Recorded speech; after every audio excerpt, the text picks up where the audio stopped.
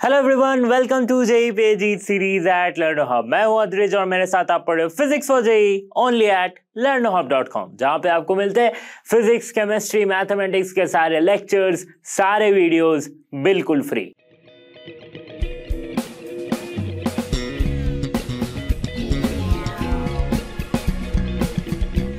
जी series का अगला chapter हमारे पास क्या है? वेव्स। वेव्स हम ऑलरेडी कवर कर रहे थे, जहां पे 2 पार्ट हमने कवर कर लिया है। ये है वेव्स का 3rd पार्ट, जहां पे हम कुछ इंटरेस्टिंग टॉपिक्स जैसे कि स्टैंडिंग वेव्स, ऑर्गन पाइप्स को समझेंगे। तो चलिए स्टार्ट करते हैं इस इंटरेस्टिंग वीडियो को।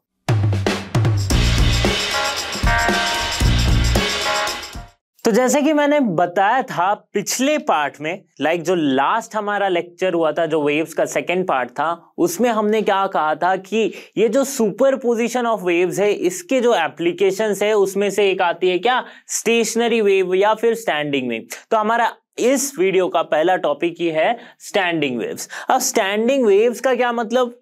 स्टैंडिंग वेव्स का ये मतलब है कि वो वेव्स कहीं मूव नहीं कर रही है। ठीक है, for an example standing wave है क्या? तो उसके लिए समझते हैं standing wave also known as stationary wave. इसको स्टेशनरी भी कहा जाता है क्योंकि ऑब्वियसली इट इज स्टेशनरी।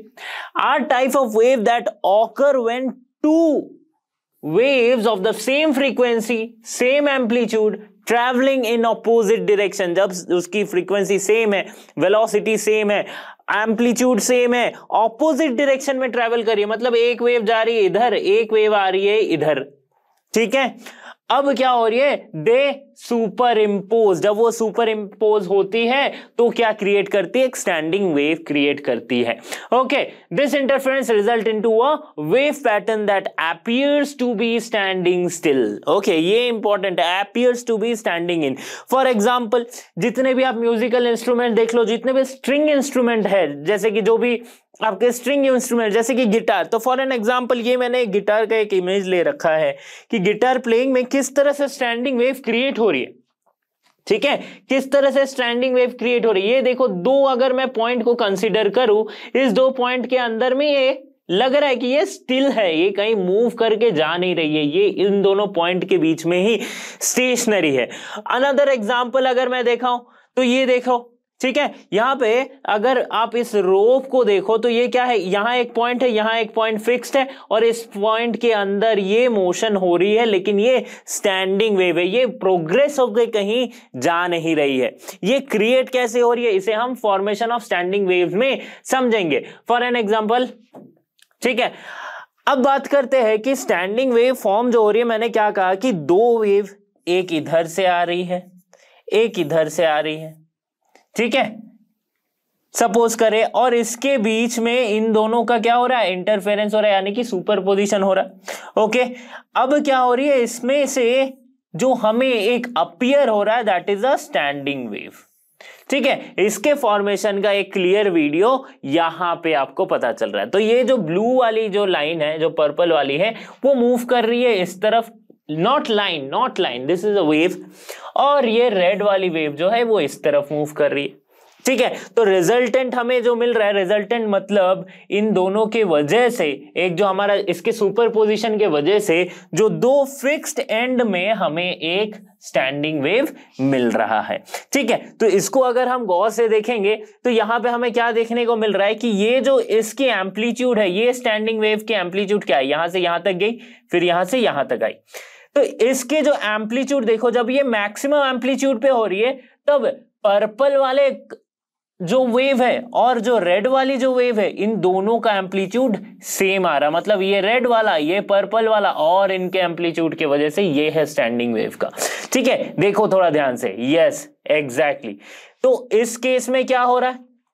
इस केस में दोनों ही अलग अलग है, मतलब यहां पे इस पॉइंट पे अगर पर्पल वाले की एम्पलीट्यूड देखे तो वो नीचे की तरफ है और रेड वाले की ऊपर की तरफ है। तो ये पॉइंट जैसा का तैसा वैसा फिक्स हो जा रहा है। ठीक है, नॉर्मल अगर मैं बात करूं कि कोई अगर वेव मोशन करे, मैं क्या बताया था, कोई एक वेव मोशन करे तो इसके पार्टिकल्स जो है वो मूव कर रहे, राइट, सॉरी, इसके पार्टिकल्स जो है ऐसे ही चिम कर रहे। यहां पे इस स्टैंडिंग वेव में क्या प्रॉपर्टी आ जाती है कि इसके जो पार्टिकल्स है जो स्टैंडिंग वेव के अगर मैं पार्टिकल्स को कंसिडर करूं तो इसके हर एक पार्टिकल की अलग अलग एम्पलीट्यूड है। क्या है? हर एक पार्टिकल की अलग अलग एम्पलीट्यूड है। ओके, तो इस पे भी हम बाद में डिस्कस करते हैं। पहले मैं एक बार क्लियरली समझाता हूं आपको वेव्स के जो फॉर्मेशन हो रहा है वो किस तरह से हो रहा है। तो पहले देखो, एक y1 वेव है, that is a sin kx plus omega T, ठीक है, और एक है y2 है जो कि जस्ट ऑपोजिट है इसकी, that is a sin kx minus omega T, ये हमारे पास है। अब y जो हो रही है यही क्या है? स्टैंडिंग वेव की इक्वेशन आ रही है, तो ये क्या है? y1 plus y2। तो अगर y1 प्लस y2 करूं तो मेरे पास क्या आएगा? a sin kx plus omega T plus a sin kx minus omega T. अगर मैं ले लेता हूं यहां से a को कॉमन तो मेरे पास क्या बच रहा है? अगर मैं लेता हूं a को कॉमन, ठीक है, तो क्या बच रहा है? Something like this. तो अब देखो, एक ट्रिग्नोमेट्री की फॉर्मूला क्या होती है? Sine C plus sine D, that is 2 sin c plus D by 2 cos c minus D by 2। उसको अगर मैं अप्लाई करूं तो मेरे पास क्या आएगा? 2 sin c प्लस डी, यानी कि this term minus this term, c plus D, okay, this term plus this term. तो ये क्या आ जाएगा? kx plus omega T plus kx minus omega T, omega T will cancel out, 2kx by 2 c plus D by 2 cos c minus D by 2, c minus यानी कि यहाँ पे kx वाली term cancel out हो जाएगी, 2 omega T by 2 हमारे पास ये आ गया, ठीक है। सो 2 will cancel out, 2 will cancel out, हमें जो इक्वेशन मिला वो क्या मिल गया? 2 sin kx cos omega T, ठीक है। ये जो इक्वेशन आई इसे हम कहेंगे क्या? इक्वेशन ऑफ स्टैंडिंग वेव, ठीक है, इक्वेशन ऑफ स्टैंडिंग वेव। कैसे समझेंगे इसे कि इक्वेशन ऑफ स्टैंडिंग वेव ये है? अगर इस टाइप का आपको इक्वेशन दे दिया जाए तो आपको पता कैसे चलेगा कि ये स्टैंडिंग वेव की ही इक्वेशन पूछी गई है? देखो, बहुत ही सिंपल सी बात है। अगर मैं इस इक्वेशन को और बाकी के इन दोनों इक्वेशन को कंपेयर करूं तो मुझे इसमें से एक चेंज देखने को मिलेगा कि इसमें एक टर्म है kx माइनस ओमेगा टी और kx प्लस ओमेगा टी। तो ये kx माइनस ओमेगा टी या फिर kx प्लस ओमेगा टी ये एक वेव के प्रोग्रेसिव नेचर को दिखाती है। प्रोग्रेसिव नेचर मतलब कि वेव मूव कर रही है, राइट, प्रोग्रेस हो रही है आगे की तरफ। बट अगर ये टर्म नहीं है तो ये वेव एक ही जगह पे है, राइट, एक ही जगह पे वेव तो है but it is a standing wave. तो इससे हमें ये पता चल रहा है कि ये स्टैंडिंग वेव की इक्वेशन आ रही। अच्छा, इसमें जो मैंने क्या कहा था कि स्टैंडिंग वेव में हर एक पार्टिकल की एम्पलीट्यूड अलग अलग है, ठीक है, and that depends upon the x, ठीक है। तो अगर मैं ax that is amplitude of particle at distance x वो निकालूं तो वो क्या होगी इस इक्वेशन से? So that is a sin kx, ये आ गई इसकी एम्पलीट्यूड, ठीक है। अब देखो, जब ax इक्वल्स टू 0 होगा मतलब कि ax इक्वल्स टू 0 यानी कि साइन की वैल्यू क्या हो रही थी? 0। तो जब ये टर्म आए कि a की, sorry this is 2a, right, 2a missing है, सो 2a sin kx, okay, 2a is the correct explanation, okay, यहाँ पे एक छूट गया था, ओके। सो 2a sin kx अगर इस तरह से देखा जाए तो हम क्या देखेंगे कि अगर ax की वैल्यू 0 आती है, राइट, ax की वैल्यू आती है क्या? 0, तो ये केस है किसका? ये है नोड। और अगर ax हो जाए 2a तो ये है एंटी नोड, ठीक है। ग्राफ में इसे अच्छे से समझेंगे कि कैसे। देखो, सिंपल सी बात है, यहां पे क्या है? डिस्प्लेसमेंट पार्टिकल का। मैं क्या बताया था कि हर एक पार्टिकल की डिस्प्लेसमेंट अलग अलग है, ठीक है, अपने जगह पे ऑसिलेट, अपने जगह पे ऑसिलेट, अपने जगह पे ऑसिलेट, ठीक है। तो अगर ये पॉइंट देखो, ये जो रेड मार्क्ड पॉइंट है, इस पॉइंट में जो पार्टिकल है वो उसका ऑसिलेशन हो ही नहीं रहा है, ठीक है, तो इस केस में क्या हो रहा है, इस केस में इसके एम्पलीट्यूड हो रही है 0 और इस पॉइंट को हम क्या बोलेंगे, इट इज कॉल्ड नोड। ठीक है, जहां पे एम्पलीट्यूड मैक्सिमम है that is twice the amplitude. अच्छा, ए क्या था, A is amplitude of both the waves, moving waves, right, amplitude of the moving waves. और अगर इसका मैक्सिमम एम्पलीट्यूड देखा जाए स्टैंडिंग वेव का, सो दैट इज ट्वाइस ए, मतलब ये अगर ए है तो ये वाली जो है, जो इसकी मैक्सिमम एम्पलीट्यूड जा रही है दैट इज 2a। ओके, और इस पॉइंट को, ये जो उठ रही है पॉइंट, राइट, ये वाली पॉइंट, इसको हम कहेंगे क्या, एंटी नोड। क्या कहेंगे, एंटी नोड। तो every particle here has a different amplitudes. Okay, तो नोड एंटी नोड आपको समझ में आ गया है। ओके, वेरी फाइन, यहां पे हमने समझा। और क्या समझा हमने, इक्वेशन ऑफ स्टैंडिंग वेव को समझा। अब जाते हैं आगे और एक बार स्ट्रिंग में समझते हैं कि स्टैंडिंग वेव को कैसे क्रिएट करेंगे और उसका इंटरप्रिटेशन हम देखते हैं। अब बात करते हैं formation of standing wave in strings. Strings की अगर बात करूं तो देखो, मैंने इससे पहले वाले लेक्चर में क्या बताया था कि एक रिफ्लेक्शन ऑफ वेव बताया था ना, रिफ्लेक्शन ऑफ वेव की कभी अगर क्लोज एंड से रिफ्लेक्शन हो रही है तो वो इन्वर्ट होके आएगी, अगर ओपन एंड से रिफ्लेक्शन हो रही है तो वो फिक्स्ड एंड से रिफ्लेक्शन हो रही है तो इन्वर्ट होके वापस आएगी, अगर फिक्स्ड एंड नहीं है तो फिर वो फ्री एंड है तो फिर वो इन्वर्ट होके वापस नहीं आएगी। ओके, तो उस तरह से थोड़ा एक बार देखते हैं इसको कि देखो, यहां से सपोज मैंने एक वेव पल्स भेजा, ठीक है, क्या भेजा, एक पल्स भेजा वेव। अब जैसे कि यहां पे अगर फिक्स्ड एंड है तो ये क्या हुई, वेव इन्वर्ट हो गई, क्योंकि हमने पढ़ा था कि फोर्स का इसके डायरेक्शन चेंज हो रहा था। ओके, इस पॉइंट पे तो ये तो समझा था पहले। अब अगर फ्री एंड है, मतलब इस पे कोई लगाम नहीं लगाई गई है, फ्री एंड है, तो ये इन्वर्ट होके नहीं, जिस डायरेक्शन में आई थी उसी डायरेक्शन में वापस जा रही है। ठीक है, तो अगर ये दो केसेस हो गए, एक फिक्स्ड एंड का, एक हो गया एंड फ्री एंड का।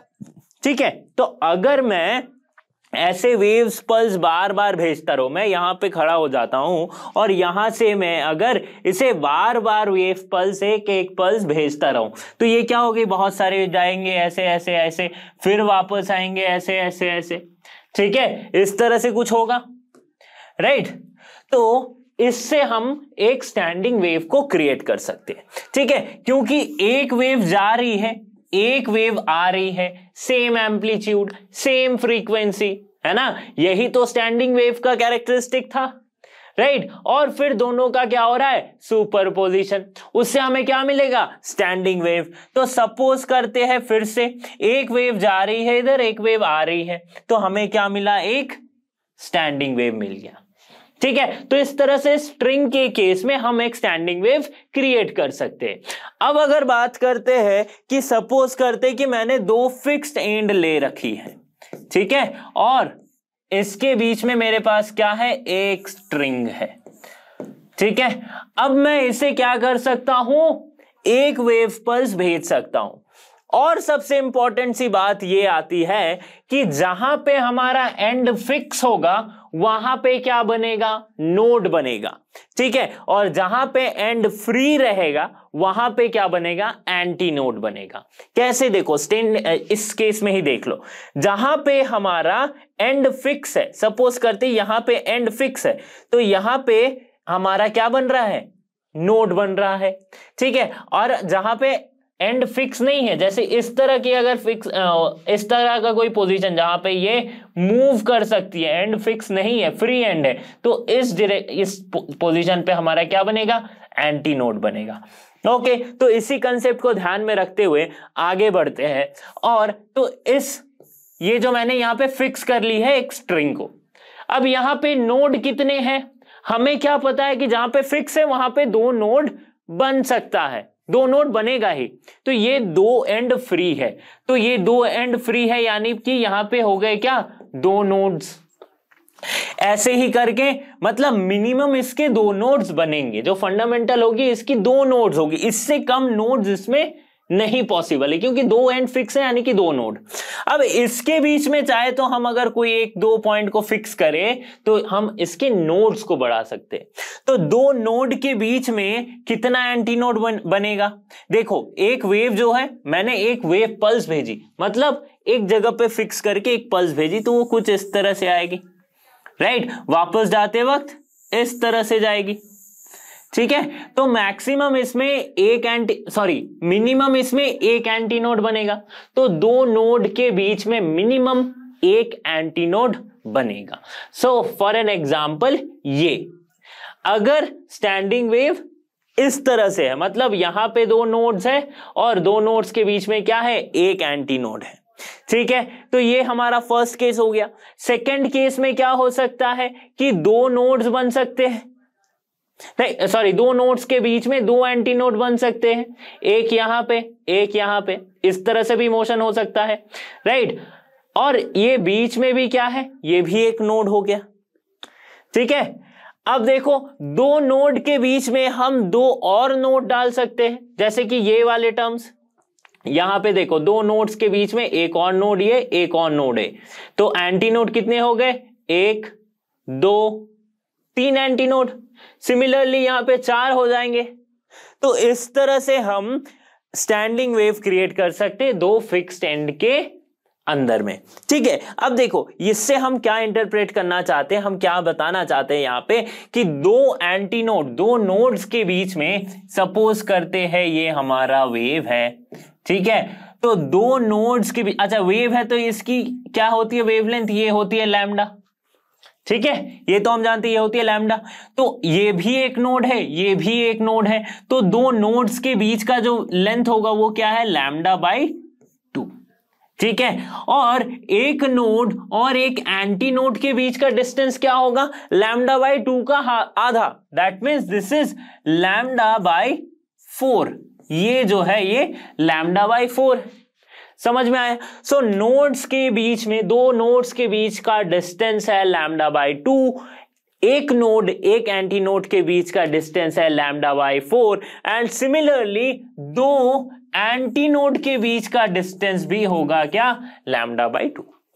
सिंपल सी बात है, ठीक है। अगर मैं सपोज करता हूं ये जो स्ट्रिंग है, ठीक है, ये जो स्ट्रिंग है इसकी लेंथ है L, ठीक है। तो L किसके बराबर होगी, देखो सिंपल सी बात, देखो L किसके बराबर होगी, लैम्डा बाई 2 के, ठीक है। So lambda equals to twice L, okay.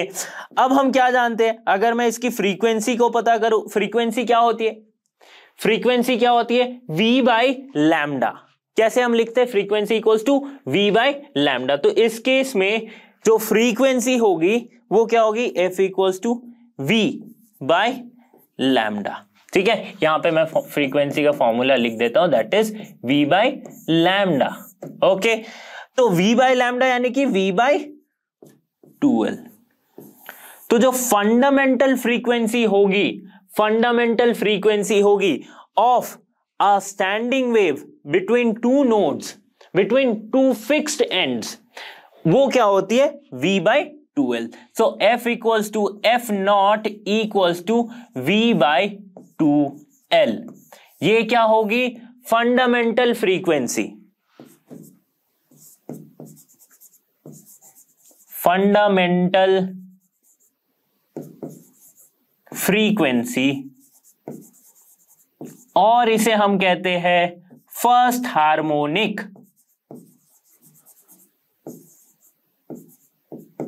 First harmonic. ये जो हार्मोनिक्स है ना, ये सब लाइक म्यूजिकल टर्म्स है, म्यूजिकल इंस्ट्रूमेंट्स में इन सब टर्म्स को यूज किया जाता है, ओके। जस्ट एक नाम है, एक नोमेनक्लेचर है, और बहुत ज्यादा कुछ नहीं है हार्मोनिक में, ठीक है। सो एफ नॉट क्या हो जाएगी, V बाई 2L। सिमिलरली अगर मैं इस केस में कंसिडर करूं तो यहां पे क्या हो रहा है, देखो दो नोड्स के बीच का डिस्टेंस है लैम्डा बाई 2, और ये डिस्टेंस क्या है, लैम्डा बाई 2, और टोटल ये जो लेंथ में बोल रहा हूं ये क्या है, L। सो यहां पे क्या हो रही है, L equals to lambda by 2 plus lambda by 2, यानी कि 2 lambda by 2, that means lambda equals to हो रहा है L। इस केस में फ्रीक्वेंसी क्या आएगी, V बाई लैम्डा, यानी कि V बाई L। सो ये सिंपली क्या हो जा रहा है, twice of F not. Fundamental frequency का दुगना हो रहा है। अच्छा ये v क्या है? वेलोसिटी। किसकी वेलोसिटी? यहां पे कंफ्यूजन हो जाता है बहुत लोगों को। तो अब अगर मैं बोलूं कि ये स्टैंडिंग वेव की वेलोसिटी है तो क्या आप अग्री करोगे? आप मुझे बोले सर एकदम बेवकूफ हो आप, यही बोलने वाले हो ना, क्योंकि आप अगर कह रहे हो कि ये वेव स्टैंडिंग है, मूव कर ही नहीं रही है, तो काहे का वेलोसिटी? तो ये जो वेलोसिटी है ये क्या है? ये velocity of the parental wave है, राइट? जो इनके पीछे ये तो अपीयर हो रहा है स्टैंडिंग वेव की, दिखने में लग रहा है अच्छा स्टैंडिंग वेव है, लेकिन ये एक्चुअल में वेव क्या है? दो वेव से मिलके बना है, जो कि एक आगे जा रही है, एक पीछे आ रही है, ठीक है, रिफ्लेक्ट होने के बाद। तो ये तो मूव कर रही है ना, तो पेरेंटल वेव की जो वेलोसिटी है ये वो वेलोसिटी है। तो सिंपली मैं लिख सकता हूं वेलोसिटी ऑफ पेरेंटल वेव, जहां से ये क्रिएट हुई है, ठीक है। बहुत ही सिंपल सी बात है, ये है वो वेलोसिटी। अगर कोई बोले कि ये वेलोसिटी ऑफ स्टैंडिंग वेव है तो आपको उसे लगानी है एक, ठीक है। तो बहुत लोगों से गलती हो जाती है। अब अगर बात करते हैं इसके, तो यहां पे क्या हो रहा है? 2 3 4 नोड्स बन रहे हैं, तो हर एक के बीच का नोड का λ/2 λ/2 एंड λ/2, सो 3 λ/2 आ गया यहाँ पे। सो 3 λ/2 इक्वल्स टू आ रहा है L, so lambda equals to कितना आएगा? 2L/3। फ्रीक्वेंसी हमारे पास क्या आएगी? फ्रीक्वेंसी हमारे पास आएगी v/λ, v/λ यानी कि v/2L, और ये 3 v/2L यानी कि 3f0, ठीक है। जो फंडामेंटल फ्रीक्वेंसी है उसका 3 गुना हो रहा है। वैसे ही सिमिलरली इसकी जो फ्रीक्वेंसी आएगी दैट इज 4f0 आएगी, ओके। अब देखो यहां पे v/2L जो हो रही थी दैट इज, इसे हम कह रहे थे फंडामेंटल फ्रीक्वेंसी, और फर्स्ट हार्मोनिक इसे हम कहेंगे क्या? सेकेंड हार्मोनिक,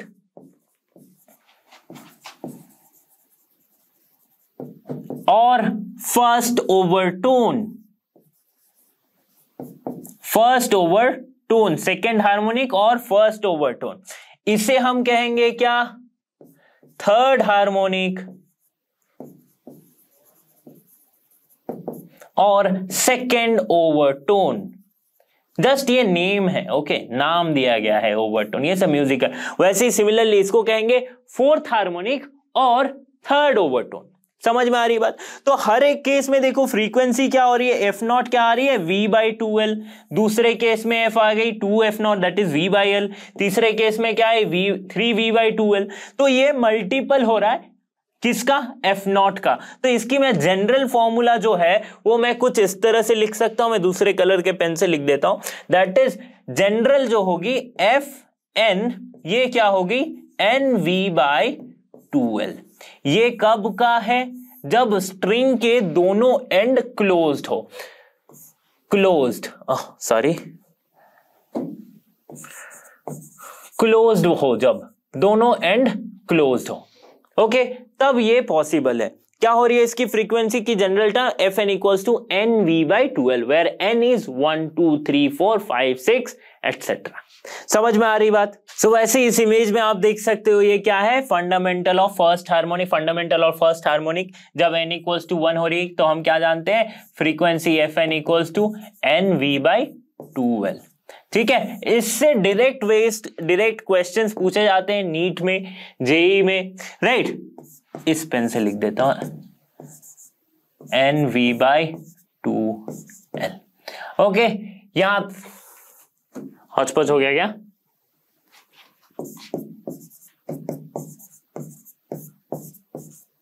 ओके, ठीक है, अभी समझ में आ जाएगी। चलो ये हमने समझ लिया है। तो ये देखो n क्या है? n इक्वल्स टू 1 मतलब एक वेव बन रही है, राइट।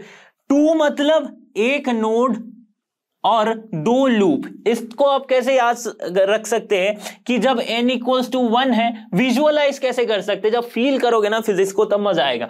तो जब फील कर रहे हो तो क्या है? n इक्वल्स टू 1 मतलब एक ही बार ऊपर गया या फिर नीचे, तो एक लूप बना।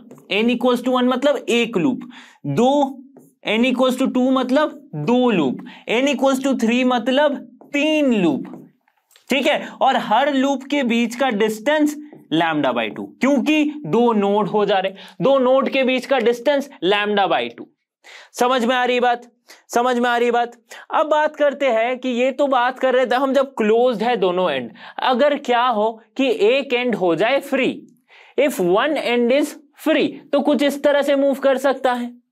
तो ये इसका फंडामेंटल केस हो सकता है कि अगर एक एंड फ्री है मतलब एक एंड क्लोज्ड है, एक एंड क्लोज है मतलब यहां पे कुछ एक नोड बनेगा और यहां पे बनेगा एंटी नोड। तो एक नोड और एक एंटी नोड के बीच का डिस्टेंस कितना है? Lambda by 4। ठीक है, लैम्डा बाई 4। तो ये इसका सबसे बेसिक है। क्या है? सबसे बेसिक या फिर फंडामेंटल है। तो फंडामेंटल कंडीशन है। तो अगर इस तरह का कंडीशन हो रहा है तो हमें क्या पता चल रहा है? लैम्डा बाई 4 इक्वल्स टू हो रही है length, so L lambda equals to 4l। अब frequency equals to velocity by lambda, that is 4l। So F nought जो आया हमारे पास fundamental frequency F nought v by 4l। Okay, दूसरा case consider करते हैं कि इस नोड इस एंटी नोड के बीच में एक और नोड अगर ऐड कर दिया जाए तो, जैसे कि ये। ठीक है, अब देखो क्या हो गया, दो नोड यहां पे भी, अच्छा ये तो फिक्स है ना, यहां से पकड़ के तो मैं पल्स दे रहा हूं, राइट। यहां इसको अगर मैं फिक्स रखूं तो ये हो गए दो नोड, तो दो नोड के बीच में बना एक पूरा लूप, एक पूरा लूप यानी कि यहां से यहां तक की डिस्टेंस है लैम्डा बाई 2, और चूंकि ये नोड है ये एंटी नोड है तो यहां से यहां तक की डिस्टेंस क्या हो जाएगी? Lambda by 4। So lambda by 4, lambda by 2 मतलब lambda by 4 plus lambda by 4। ठीक है, देखो ये इसकी आधी लैम्डा बाई 4, इसकी आधी लैम्डा बाई 4, सो ये टोटल है लैम्डा बाई 2 प्लस एक और ये वाली है लैम्डा बाई 4। ठीक है, ये किसके बराबर है? लेंथ के। ये जो टोटल यहां से यहां तक की लेंथ है इसके बराबर है। ठीक है, समझ में आ रही ना क्लियरली? देखो अब क्या हो रहा है, यहां पे कितना हो गया? 3 लैम्डा बाई 4 इक्वल्स टू होगी l, so lambda equals to 4l by 3। So frequency कितनी आ जाएगी? फ्रीक्वेंसी आ जाएगी v by 4l, 3v by 4l, 3v by 4l। ये क्या था? हमारा फंडामेंटल कंडीशन था, फंडामेंटल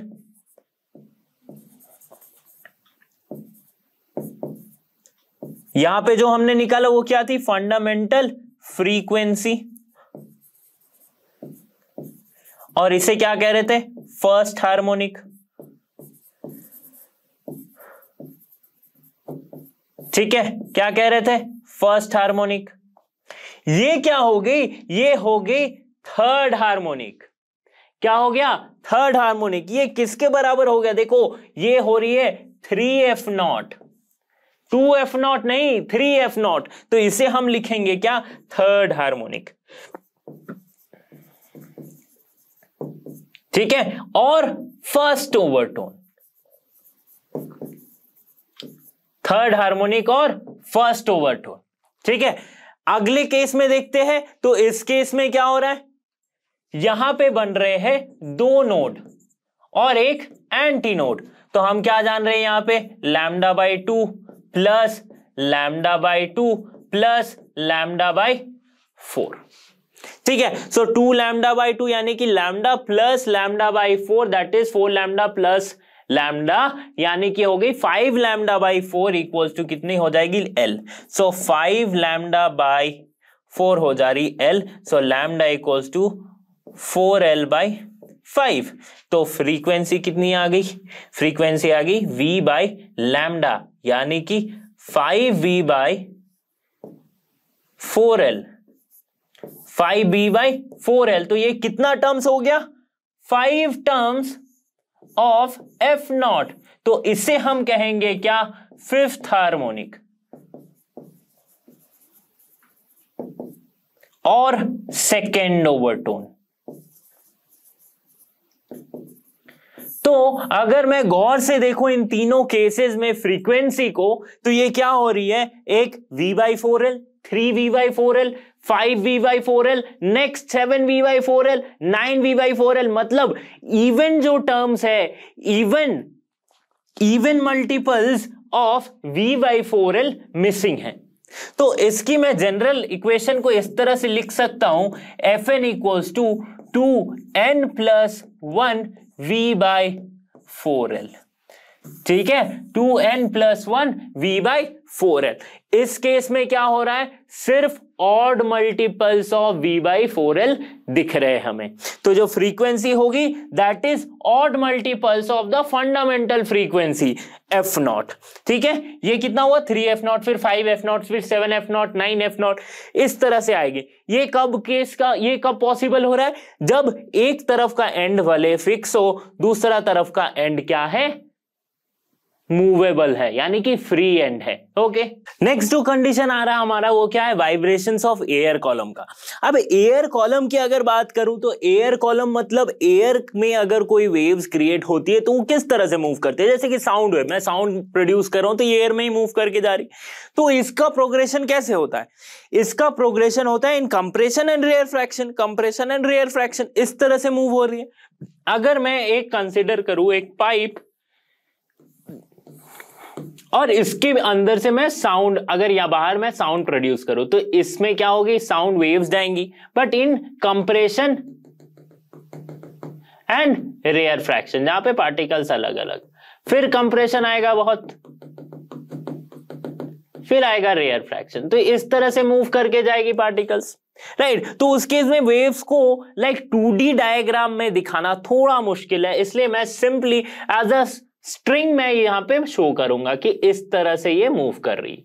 अब इस केस का दो इंपॉर्टेंट कंडीशंस हो सकता है कि या तो पाइप के दोनों एंड जो है वो ओपन हो, राइट, दोनों एंड जो है वो ओपन हो, जैसे कि एक बांसुरी होती है उसमें दोनों एंड क्या होती है, ओपन रहती है, राइट।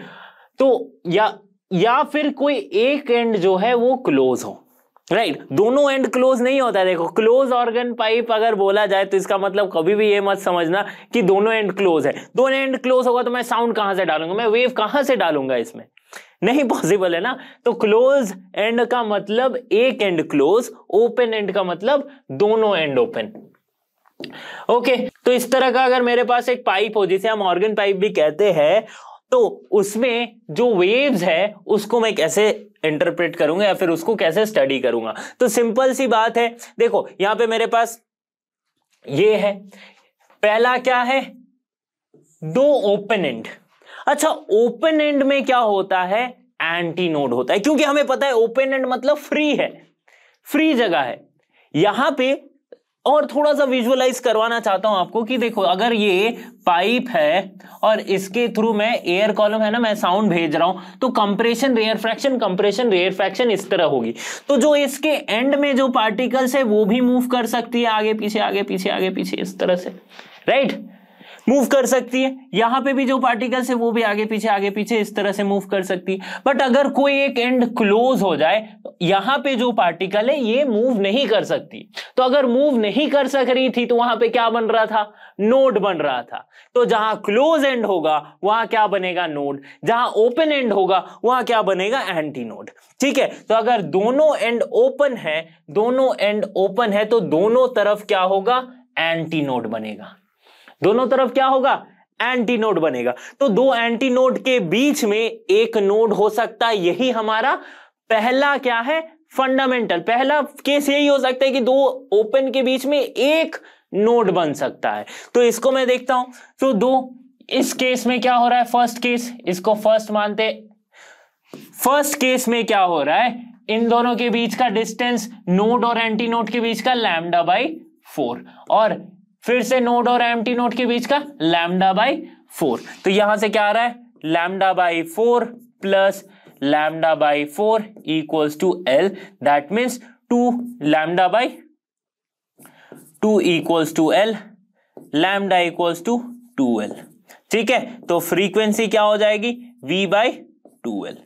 ये हमारा क्या आ गया, fundamental frequency of open organ pipe. Open organ मतलब दोनों एंड ओपन। सेकंड केस में क्या हो रहा है, ये है हमारा सेकंड केस। सेकंड केस में दो एंटी नोड के बीच में दो नोड बन सकता है, ये है सेकंड केस। मिनिमम ये होगा, उसके बाद ये होगा, ठीक है। सेकंड केस देखो, इसमें क्या हो रहा था, lambda by 4 plus lambda by 4 plus lambda by 4 plus lambda by 4, यानी कि 1 2 3 4 चार यहां पे लैम्डा बाई 4 आ रहे, तो 4 लैम्डा बाई 4 बोले तो 4 lambda by 4 equals to L, यानी कि लैम्डा इक्वल्स टू आ गया एल। फ्रीक्वेंसी होती है v by lambda, so that means v by l. So this is twice of fundamental frequency f naught, twice of fundamental frequency f naught, ठीक है। और यहां पे हम क्या लिखेंगे, थर्ड केस में, थर्ड केस में क्या हो रहा है, similarly f equals to thrice of f naught। Fourth case में क्या हो रहा है, ये वाले केस में f equals to 4f naught। समझ में आ रही ना। तो जनरली अगर मैं लिखूं एफ एन, ये क्या हो जाएगा, एन वी बाई 2l, ठीक है, यानी कि एन एफ नॉट, ठीक है, N F naught integral multiple of the fundamental frequency, ठीक है। समझ में आ रही है बात। तो ये किसके बराबर हो रहा है, देखो इसका जो कंडीशन है ये बहुत ही सिमिलर कंडीशन नहीं है जो हमने पहले पढ़ा था, राइट, जो हमने पहले पढ़ा था इस केस में, नॉट इन दिस केस, जो फिक्स्ड एंड वाला केस पढ़ा था, ये वाला केस पढ़ा था, standing waves in fixed and, जब दोनों एंड फिक्स हो तो क्या था, एन वी बाई 2l था, राइट। तो उसके सिमिलर हो रहा है कब, जब ओपन ऑर्गन पाइप आ रही है, जब ओपन ऑर्गन पाइप आ रही है। बात करते हैं अगर क्लोज्ड ऑर्गन पाइप आ जाए। क्लोज ऑर्गन पाइप मतलब, फिर से मैं क्या बोल रहा था कि एक एंड क्लोज, जहां क्लोज वहां नोड, ठीक है, जहां क्लोज वहां नोड, जहां ओपन वहां एंटी नोड। तो यहां पे क्या हो रहा है, एक है क्लोज एंड। तो अब जो फंडामेंटल हमारा बनेगा क्लोज ऑर्गन पाइप में, वो क्या हो जाएगा, वो हो जाएगा एक नोड और एक एंटी नोड। तो एक नोड और एक एंटी नोड के बीच में ये आधा लूप हमारे पास बन रहा है, ठीक है। तो इस केस में क्या हो रहा है, लैम्डा इक्वल्स टू कितना हो जा रहा था, अच्छा यहां पे लैम्डा बाई 4 इक्वल्स टू हो रहा था एल। सो ये फर्स्ट केस की बात कर रहा हूं। सो लैम्डा इक्वल्स टू हो रहा है 4l, फ्रीक्वेंसी क्या है, v बाई लैम्डा, यानी कि v बाई 4l। ये क्या आ गया हमारे पास, फंडामेंटल फ्रीक्वेंसी और फर्स्ट हार्मोनिक। हर एक केस में फंडामेंटल फ्रीक्वेंसी को फर्स्ट हार्मोनिक, उसके बाद अगर 2f नॉट आता है तो सेकेंड हार्मोनिक, अगर 3f नॉट आता है तो थर्ड हार्मोनिक। जैसे पिछले वाले केस में फर्स्ट हार्मोनिक आया, सेकेंड हार्मोनिक आया, थर्ड हार्मोनिक आया, फोर्थ हार्मोनिक आया। इस केस में थोड़ा सा देखते, थोड़ा सा कोशिश करते कि क्या आएगा। तो v बाई 4l हमारा क्या है, फंडामेंटल फ्रीक्वेंसी। सेकेंड केस में क्या हो रहा है, सेकेंड केस में क्या हो रहा है, एक नोड बना, बीच में एक नोड बना, ठीक है। यहां कोई भी नोड नहीं बन रहा था, यहां पे एक नोड बनता है। तो एक नोड बना तो यहां पे क्या आ जा रहा है, देखो यहां से ये हो गई लैम्डा बाई 4, ठीक है, ये लैम्डा बाई 4 एंड ये लैम्डा बाई 4, ठीक है। सो यानी कि 3 लैम्डा बाई 4 इक्वल्स टू हो रहा है L. So lambda equals to 4l by 3, ठीक है। v फ्रीक्वेंसी होती है v by lambda, so 3b by 4l, ये हमारे पास आया। इसका मतलब क्या, f equals to 3f not. तो वैसे ही आगे के केस में देखें, ये क्या था, ये फर्स्ट हार्मोनिक था, फर्स्ट, ठीक है। ये है second harmonic, sorry not second, because यहां पे थ्राइस एफ नॉट आया, तो इसको लिखेंगे हम थर्ड हार्मोनिक। समझ में आ गई बात।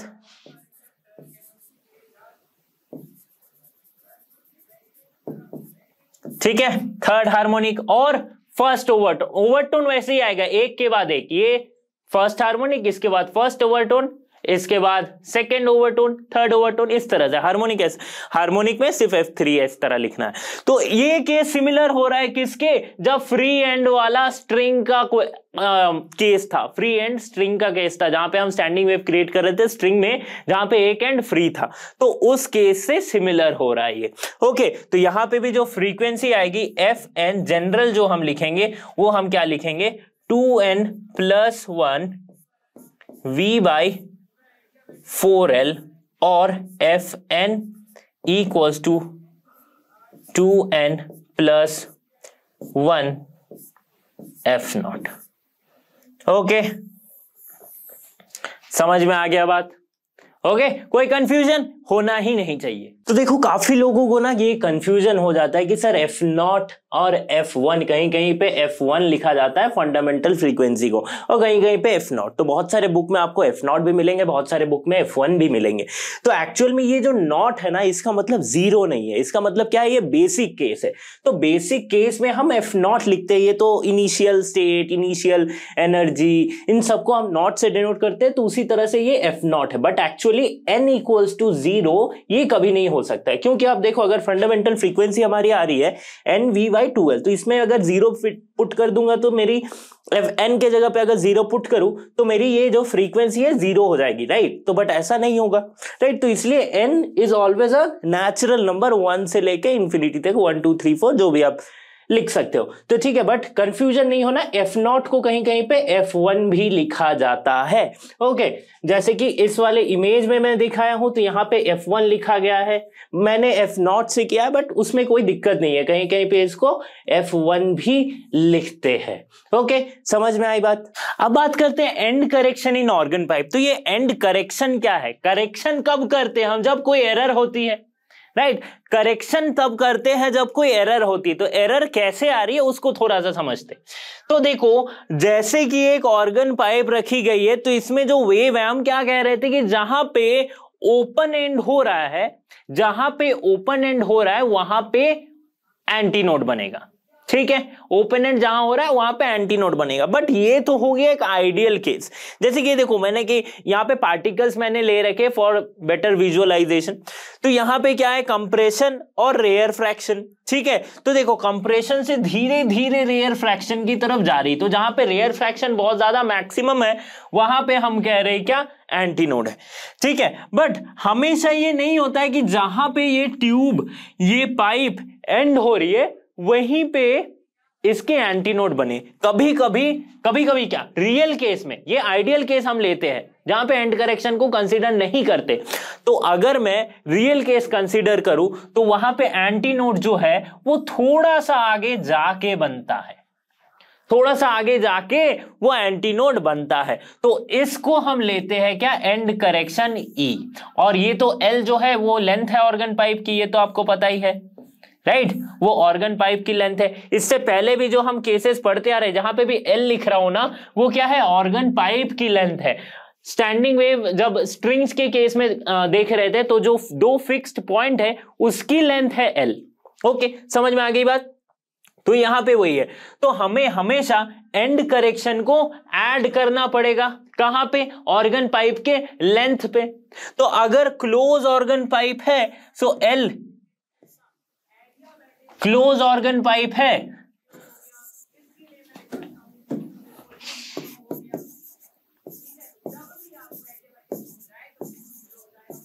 ऑर्गन पाइप, तो इसमें ओपन एंड कितने हैं, क्लोज ऑर्गन मतलब एक एंड क्लोज, ठीक है? ओपन एंड एक, तो यहां पे जो एंड करेक्शन उसे हम L+E में ऐड करेंगे, ठीक है? अगर ओपन ऑर्गन पाइप है, ओपन ऑर्गन पाइप, अच्छा ये पाइन लिख दिया मैंने, सॉरी, पाइप है, तो यहां पे क्या हो गया, ओपन मतलब दोनों तरफ ओपन, राइट? तो दोनों तरफ एंटी नोड बन रहे हैं, तो दोनों तरफ एंड करेक्शन होगा, तो दोनों तरफ एंड करेक्शन होगा तो E+E दैट इज 2A हमें ऐड करना पड़ेगा। सो L = L+2E, ये हो जाएगा केस। अब ओपन एंड में क्या होता है, फ्रीक्वेंसी F ओपन एंड, इसमें जनरल फ्रीक्वेंसी हम क्या लिखते हैं, NV/2L, ठीक है?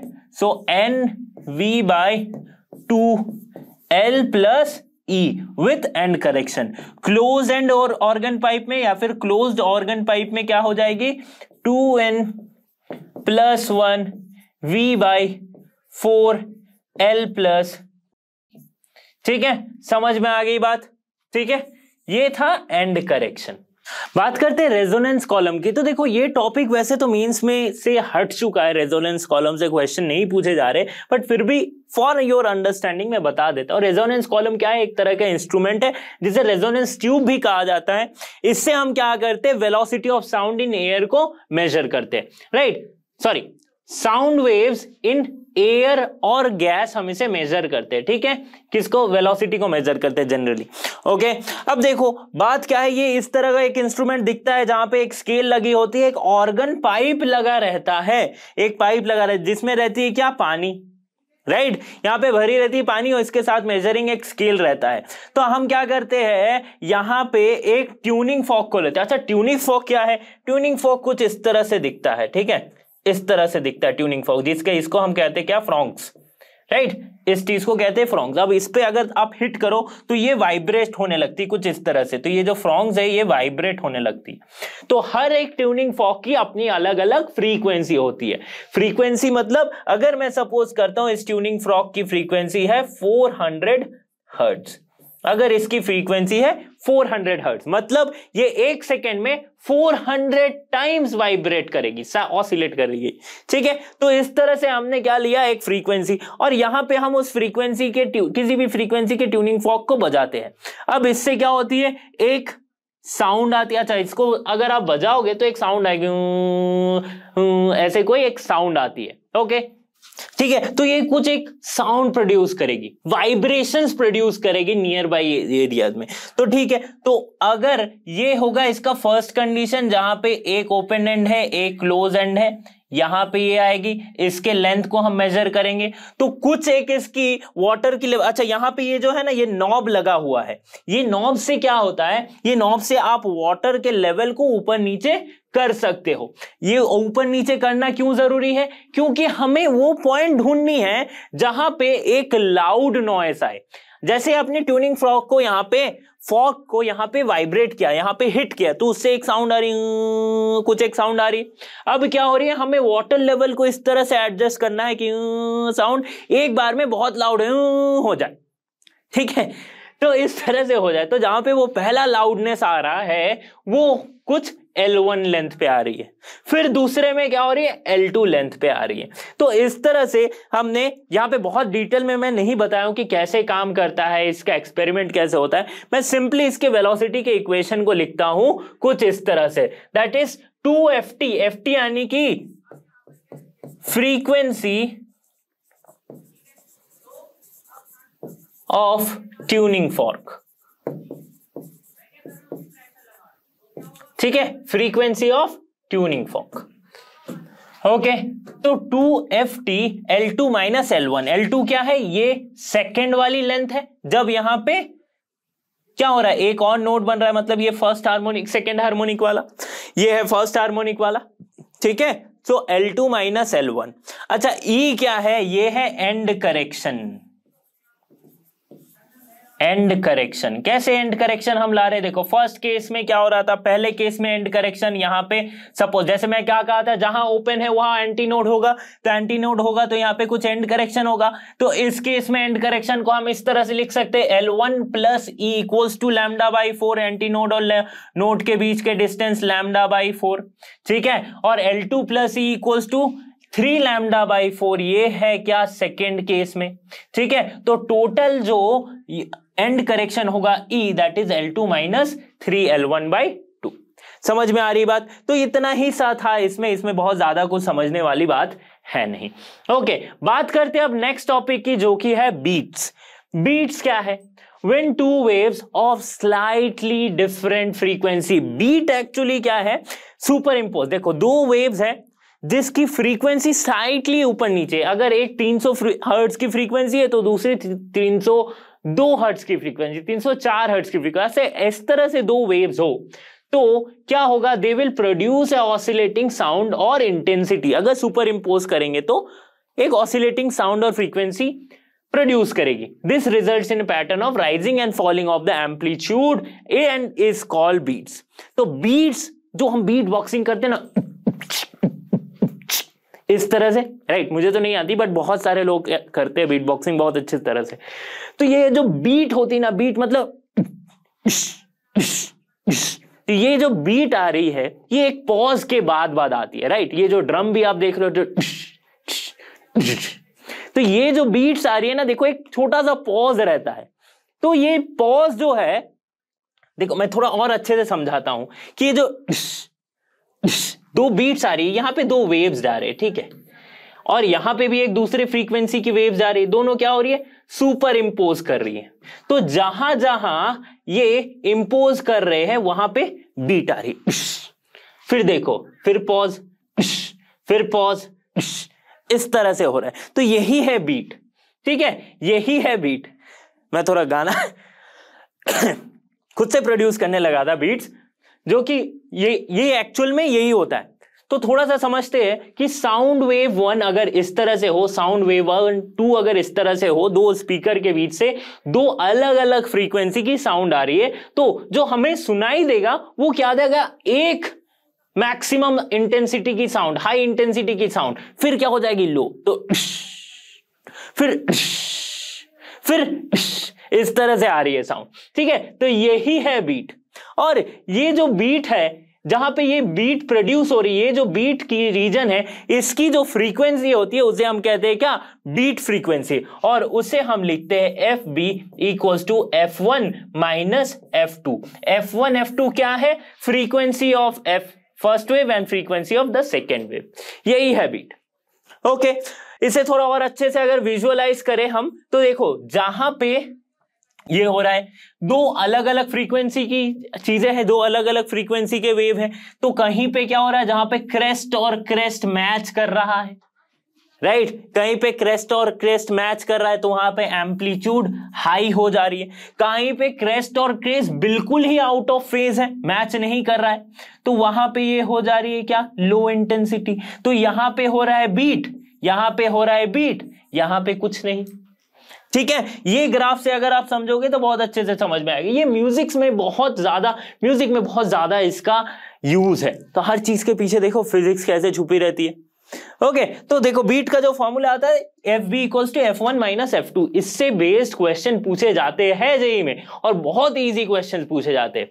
बात ये रखनी पड़ेगी कि दोनों का जो फ्रीक्वेंसी है F1 और F2 ये कम होना चाहिए, इनके फ्रीक्वेंसी का डिफरेंस बहुत कम होना चाहिए, slightly of different frequencies. Okay, तो स्टूडेंट्स यहां पे हमारा वेव्स का चैप्टर खत्म होता है। आगे हम इसी तरह से दूसरे चैप्टर्स को भी खत्म करेंगे और साथ ही साथ इसके मस्ट प्रैक्टिस क्वेश्चन और प्रीवियस ईयर के क्वेश्चंस को करेंगे। तो इन सब वीडियोस के लिए आपको क्या करना है, आपको लर्नो हब के साथ बने रहना है, क्योंकि लर्नो हब फ्री है पर बेस्ट है। So thanks for being here and have a great day.